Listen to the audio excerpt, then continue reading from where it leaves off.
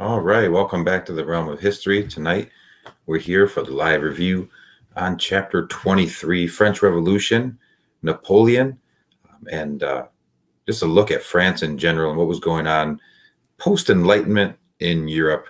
So, with that being said, let me know that you're here in the chat. Looks like our lowest output of the year, so we'll see how that turns out. Of course, we got a new sponsor. Master Billy Hardenberg, Sun and Moon bracelets. I'm repping those right now. I'll be placing an order tomorrow for my daughters. They loved them, so they are really fired up to get those bad boys. But if you want to get those bracelets, see Billy in person at school or on Instagram at BillyHard_11. Okay, here we go with our live agenda tonight. We're going to have some key advice right off the start. I've selected a few of the key terms, figures, and places. We do have, I'm not going to be doing short answer tonight, but we will do some AP advice. I have some AP advice for you, some question and answer, and then maybe a little bit of final advice. Okay, my key advice today, I would write some things down from this session. I would also make sure that you read your outline several times through. If you haven't read your AMSCO yet, 5.2, it's very important. It's going to really help you on the question that I've selected. I will be talking about what that prompt is, and I'll be giving you a specific page number to study from the AMSCO, which will really be helpful for you. Number two, make sure that you are praying for the right things. Hey, remember that this is a quiz, it's an assessment, but it's not the end-all, be-all. Please pray for the proper things. There's so many things going on in the world right now. I know that many of our stress levels are very high. It seems like March, there's everything coming up. There's spring sports, there's parent-teacher conferences. You know, that's the end of the marking period.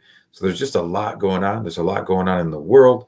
We're uncertain of the weather. It seems to be snowing a lot more here in the early parts of March. So make sure that you're praying for the right things. Say the prayer of gratitude. Make sure that you're praying and saying thanks for all the great blessings that the good Lord has bestowed upon you. And remember that when we think about all those things that are stressing us out, we still have it much better than a lot of people in the world today. So be thankful and be cognizant of that. Number three, be here now. Lately, I'm not gonna lie to you. I'm getting a little bit perturbed with the behavior in classes. I see a lot of people coming late to school. A lot of people skipping school entirely.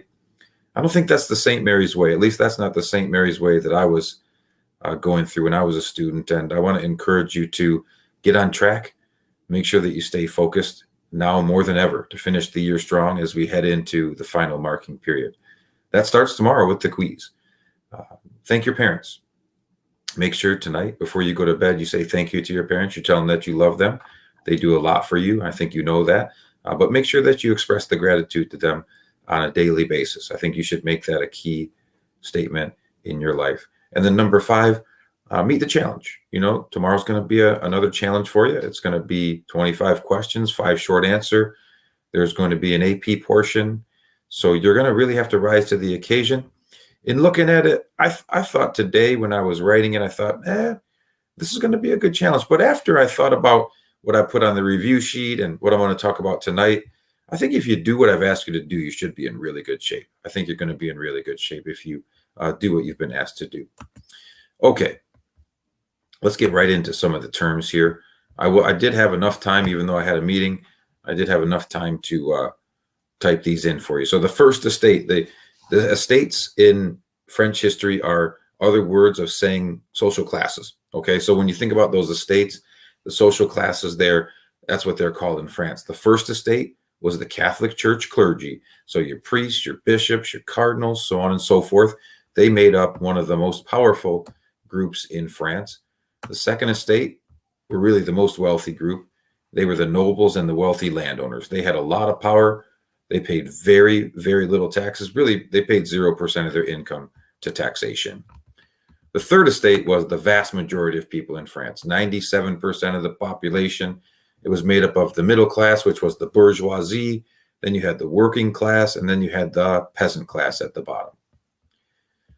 Okay, we're working our way down. The term that a lot of people had trouble with today, I mean, I must have answered this 50, maybe 55, 60 times today.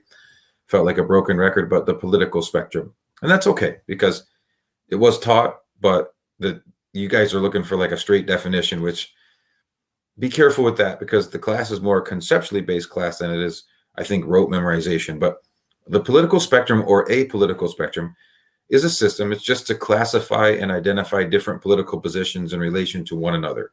So if you're, I'm not sure this is my left over here, okay, but this might be your left.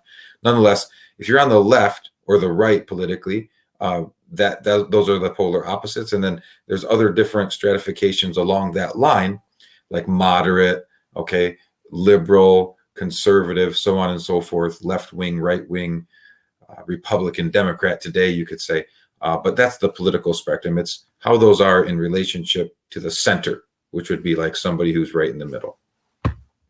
Let's talk about how those were in France during the late 1700s, early 1800s. You have the left-wingers. The left-wingers would be radicals, liberals. They wanted a complete government change. So they wanted to completely overthrow the monarchy and replace it with something new. They didn't really have an idea of what that something new was, most likely a republic or some form of democracy. In the center, okay, there were moderates. Moderates were people who wanted some change, but not a complete overthrow. And in the right side, the right-wingers, they're conservatives. They wanted little to no change. They wanted to keep the monarchy in place. They wanted to keep the status quo. Next, we're going to talk about, okay, the 3 goals of Clemens von Metternich, Prince Clemens von Metternich from Austria. His first goal was to contain France, and we talked a lot about this in the notes. Okay, I went through a couple of points on what that meant. The second goal was to create a balance of power in Europe after the Napoleonic Wars. And the third goal was to restore what he called legitimacy, which was putting back on the throne countries like Spain, their royal family that Napoleon had displaced and put his brother on the throne. Northern Italy, put the rightful heirs to the throne back in power. So put the legitimate rulers that Napoleon had displaced back into a position of power. Next is going to talk about Napoleon's 3 costly mistakes. This is all in section 4, the very beginning, okay? Napoleon makes a mistake by doing what's called the continental system. What he was trying to do, he was trying to make Europe more self-sufficient. He did not want Europe to rely on goods coming from the British. So he puts a blockade to try and prevent ships from Britain bringing goods into Europe. What happened is, why this was a mistake is because he wasn't very good with naval strategy. So essentially what ended up happening is the British broke through that blockade. Then they created a blockade of their own around France to where France couldn't export any goods anywhere. This became a major problem for the French, and it was really a costly mistake for Napoleon. The second costly mistake was he got into a war by trying to start another war. So he was trying to invade Portugal, and the only way for France to get to Portugal by land is to march through Spain. The Spanish did not like this. They didn't take lightly to their countryside being torn up by the French troops just marching through without permission. And so they went to war with the French. So the French were fighting both Spain and Portugal and some other entities that agreed with Spain. So Napoleon loses several 100,000 men in this war. And so that was really a costly mistake there. And then finally, I think you should all have understood the invasion of Russia, with the Russian winter setting in and the French troops not being prepared. And then also the scorched earth tactics that the Russians were practicing as they retreated. They would burn all of their countryside, all of their crops. They would kill their livestock so that the invading French army really didn't have any food to eat as they got further and further into Russia. It's a funny thing because, if you really study Napoleon, he was famous for a quote that stated that an army marches on its stomach, meaning that the army needs to be able to eat to be able to win. And those words kind of fell back on him in his invasion of Russia. Okay. All right. Next, let's take a look at Napoleon's reforms. Okay. Some of the things that he did. Oh, I've got a type error there. That should say tax reform, not TQX. It should say tax reform. So tax reforms, public schools, codes of laws, and also something called the Concordat with the Pope. Those are some examples that we learned about that represent the Napoleonic reforms or changes that he did. And most of these things are done to help make France a more efficient country governmentally and politically. Next is something called the Estates General. Now, the Estates General was a meeting of all three estates to decide and vote on very big issues. It didn't happen very often. The one that came into play during our chapter 23, was the proposed tax on the second estate. So they were about to tax the second estate, which is something that was not done for very long, for a very long time, or really ever. And so they were going to vote and decide on that. And that is really what is the biggest catalyst for the start of the French Revolution. The third estate was mad that it didn't pass. And so then they started to take up arms. Okay, I'll get to question and answer session in just a moment. I've got a couple other things I want to talk about. I want to talk about the AP information. I want to give you some advice to get you ready for the AP. I'm not going to tell you all the secrets, but here's something that I think would be beneficial to do tonight. Focus on page 286 of the AMSCO. The prompt for tomorrow will be an excerpt from the Declaration of the Rights of Man. Okay, that was a document that was mentioned in the notes. It's also talked about in AMSCO extensively. Make sure that you're reading 286 and a little bit of 287, because that talks about the revolution that took place in Haiti, which would be related to the French Revolution. Okay, so the Declaration of the Rights of Man, do some outside research on it if you want. There will be an excerpt from it on the AP portion of the quiz, and 3 questions related to that excerpt. I'm sorry. Okay, what I want to do next is I'm going to share with you some helpful pages in the text. Okay, so we're going to take a look at some helpful pages in the textbook. Okay, and we're going to do that right now. Okay, first off, what we have here is a key map. This map is on page 649, and it basically just shows you, like, what is Napoleon's empire. Okay, Napoleon's empire is in the dark purple here. Now, these pinker countries were actually allies of Napoleon at some point in time. And then the lighter purple countries were eventually controlled by Napoleon. The orangish countries are those that were at war with Napoleon for most of his time in power, Britain being his biggest rival. Now, some of these countries that were his allies eventually joined the opposite side during some of those battles. They became known as the coalition. All right, let's skip down here. French Revolution begins. This one right here about the 3 estates, really a good source. It talks about the tax percentage that they paid, talks about their population, talks about what groups made them up. So this page right here, this is page 652, extremely important for your knowledge. All right, moving on down. There's King Louis the 16th, and there's Marie Antoinette, 2 famous rulers. Here's the storming of the Bastille. A couple of people were confused about that. I thought we hit that pretty hard in lesson, but this is the French prison called the Bastille. And the third estatesmen, when they started to revolt, they broke in there to try and get weapons from the guards. They killed some of the prison guards and took away their weapons to use them against the government army. Moving our way down, section 2. You've got when Louis XVI got caught in the royal carriage and sent back to Paris trying to escape. You have this information here about the left, the right, and the center. I'd like to read that to you. It's on page 657. These terms we use today to describe where people stand politically derive from the factions that developed in the Legislative Assembly in 1791. People who wanted radical change to government were called left-wingers. They were said to be on the left part of the meeting room. People with moderate views were often called centrists, or said to be in the center of the room. And people who wanted few or no changes in government were often called right-wingers, or were said to be on the right side of their meeting room. This is the guillotine. There's an entire insert box about it. That is on page 659. It talks about how many people were beheaded during the Reign of Terror. Here's your guy, Robespierre. A lot of people wondered who was Robespierre today. This is him. He was the leader of the Reign of Terror. Some documents about the French Revolution. Then it gets into Napoleon right here. There's Napoleon. It's got a couple of cool pictures of Napoleon, some paintings.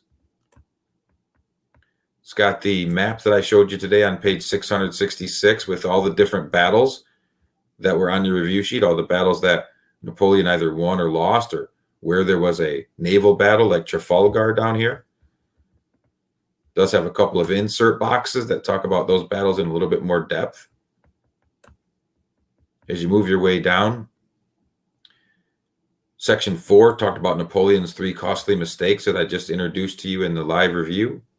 And then here's Napoleon's big-time campaign and his invasion of Russia. You can see he enters Russia in June of 1812 with 422,000 troops.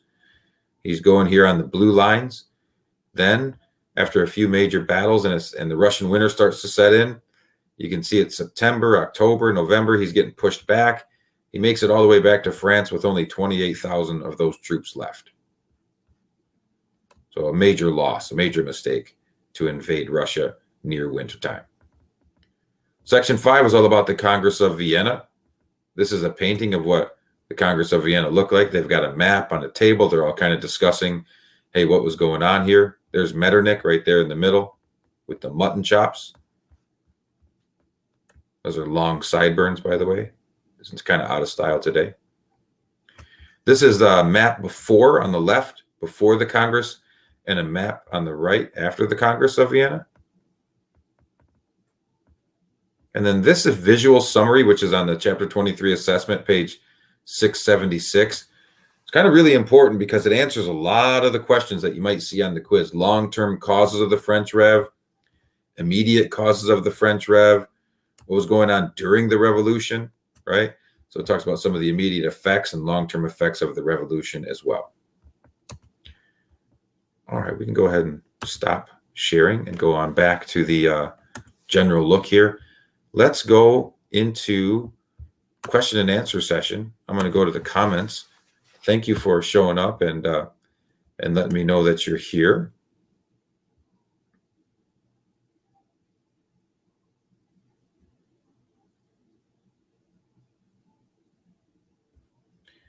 All right, looks like a lot of folks are here, even though the numbers only say 65. I appreciate you being here. I am ready for, definitely ready for questions. So go ahead and fire away. Here's the first one. Okay, Chloe, could you explain the storming of the Bastille? Sure. So the Bastille was a French prison. It was located in Paris. It had a lot of big-time criminals there that they housed. And basically what happens is when the revolution begins, the French government army, which was serving the king, started to take up arms, and the people in the Third Estate were like, whoa, why are they like marching in our city here? And so they were like, we need to defend ourselves. So they broke into the prison, the Bastille, stormed it, killed some of the guards, took weapons, and then they went to use those weapons against the French government. And that's really what starts the government revolution by the Third Estate, which starts the French Revolution. And so they celebrate in France today what's called Bastille Day, and they celebrate it every year on July 14th. It's kind of a celebration very similar to our 4th of July. So that's basically what you need to know about the storming of the Bastille. Oh, okay, B. Hedges. So besides the tax on the Second Estate, which was proposed, what's another cause of the French Revolution? Love the Shaggy tag there too. That's pretty sweet. Your profile pic is sweet. What is another cause of the French Rev? Well, heavy taxation on the people, weak government leadership with Louis XVI and Marie Antoinette running up the government debt. Poor agriculture meant that prices were very high for food. So there was a general unrest with the current situation in France. And then the fact that this Second Estate didn't get this tax passed for them kind of set things in motion for an overthrow of government. So those are some of the basic causes that you'd want to know for that.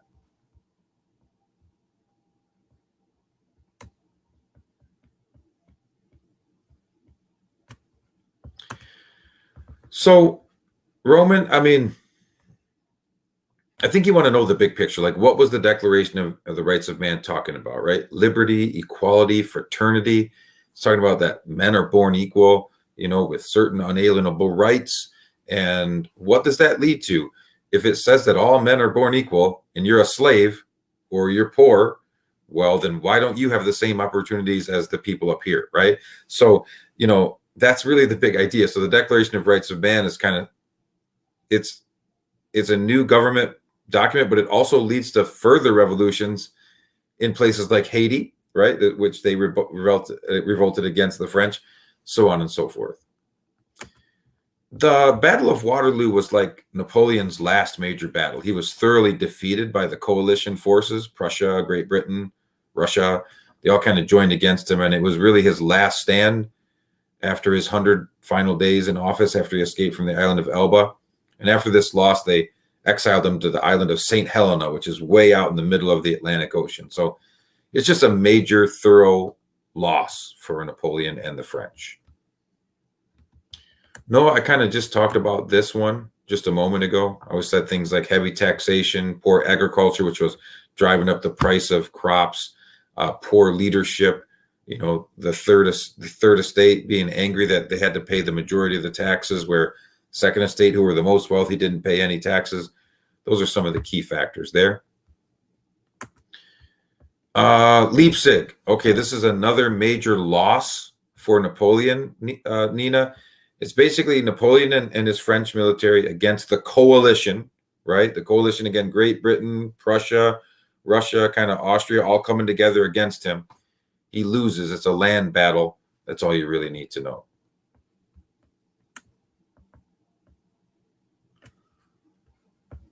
Emigres. All right, Grant. So emigres are people who were conservative in France. And when the revolution happened, they left France. Most of them went to England, and they were hoping to kind of someday return to France to restore absolute monarchy. So they went out of the country, and so they emigrated. Their goal was to create a military and then over time eventually be able to come back and reconquer France and then put a king back on the throne. That's what an emigre was. Okay, Austerlitz is a major victory for Napoleon. It was him versus the coalition. In this case, though, it was when he was very powerful and he defeated the coalition of allied European countries against him. So it was a major land victory for Napoleon. Can I explain how heavy taxation led to the French Revolution? Yeah, I mean, over half of the taxes were being paid by the poorest people. So the third estate, which made up 97% of the population, paid over 50% of the taxes. So the second estate, the richest people paid 0% tax, and the first estate paid 2% tax. So heavy taxation on that third estate meant that their income was so severely reduced that they couldn't afford necessities to survive. Like bread was something they couldn't even afford. And so that's one of the big factors that led to them trying to overthrow the king. Concert of Europe is basically like an alliance system put together by Metternich with the goal of stamping out rebellions. Basically, it's a lot of the European countries saying, hey, look, if a revolt happens in your country, we all agree that we'll come together to help you defeat the revolt. See, hey, we're all monarchies here. We don't want to see another king overthrown. So listen, if a revolt happens, we vow to come and help you. So it's kind of like an early United Nations / NATO kind of deal where they're agreeing that they are going to come together to do that. Hey, is that the real LeBron James? Where's that blue check mark? Thanks for joining at the Realm of History. Hey, love having you here. Maybe we can send Bronny to Orchard Lake St. Mary's. Does he have a younger brother? I don't know. Yeah. Women were involved in the revolution. Actually, there was what's called a Woman's Revolt. Several wives were unhappy about the price of bread. And that's where this story about Marie Antoinette saying, oh, well, let them eat cake came into play. But they actually stormed the Palace of Versailles. They chopped off the heads of some of the guards and put them on pitchforks. And they were trying to get after the king and queen. It was all women. It's pretty impressive. But yeah, women did fight in the revolution. They did fight in the revolution, but they were not granted the rights of the men after the fact. So I did define the Battle of Leipzig. It was a major loss for Napoleon against the coalition. Declaration of Rights of Man is a very long document. I can't explain every bit and piece of it, but I did tell you to study the page 286 in the AMSCO, and then it's also talked about in your textbook.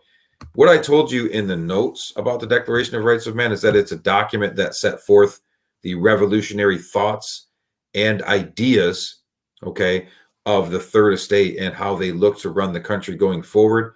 It talked about liberty, equality, fraternity became the slogan coming out of that Declaration of the Rights of Man. It's basically like a constitution or a Bill of Rights. All right, that's basically what the Declaration of the Rights of Man was, except for in terms of France.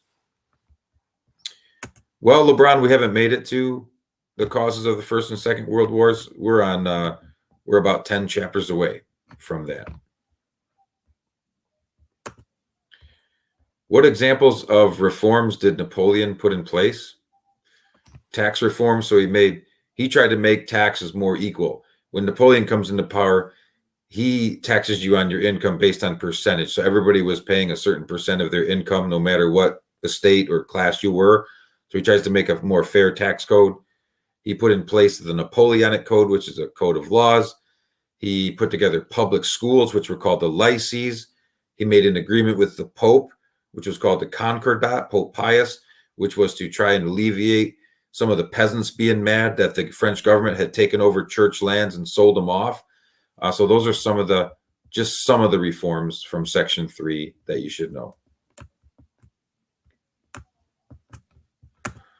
Legislative Assembly is basically what comes out of the Declaration of the Rights of Man, and it was put in place when your guy Louis XVI tried to escape.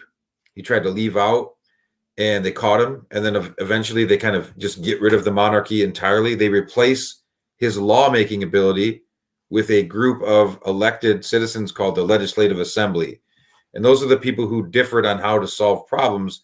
And that's where the left wing, the right wing, and the moderate centrists came into play. So their job was to make laws and declare wars in the French government system. All right, I've answered a lot of questions thus far. Are there any other questions that I can answer for you tonight? I'll wait on for just a few more moments, and then we should be good to go. I want to wish you luck tomorrow. Make sure that you're focused and ready. Read your notes carefully. Watch some of my video lessons, maybe on your way in. If you're not driving, maybe you can listen to those. You could watch those tonight. Jerome, religion does play a role in this quiz. France was predominantly Catholic, okay? And what we talked about here is that the French government took over church lands and then sold them off to pay off government debt, which made a lot of religious folks in France angry. So that was one more catalyst for revolution and counter-revolutions to happen.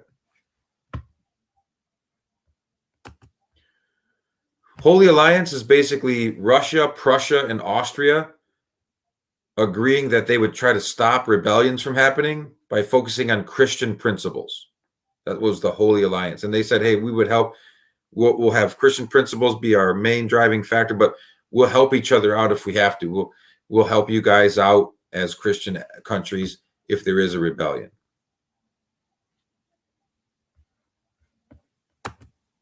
Leipzig was a loss, and it was a land battle. Yes. Leipzig was a loss, and it was fought on land.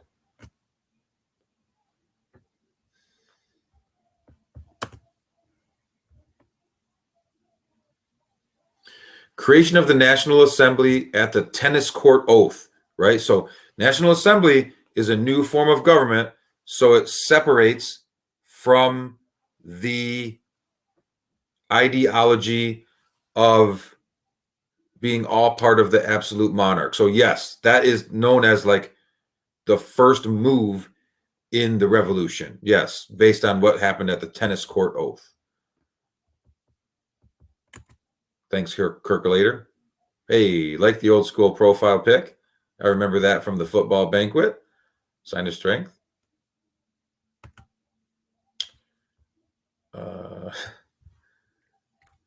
I'm not the Durham Report right now. I'm not going to talk about that. It doesn't really have much to. Lord Durham was Lord Durham basically was sent into Canada by the English, and this was something. What he was trying to do is trying to fix problems between French Canadians and British people in Canada. And so he came back with a report that they needed to stamp French people out of Canada and replace them with more British people. So that was the report by Lord Durham. But we're not on that. We're not on that chapter yet. So I don't want to confuse my students for tomorrow. I don't want them thinking about that. So don't worry about Lord Durham. That's something that happens a few chapters from now. Okay. Any other questions regarding chapter 23?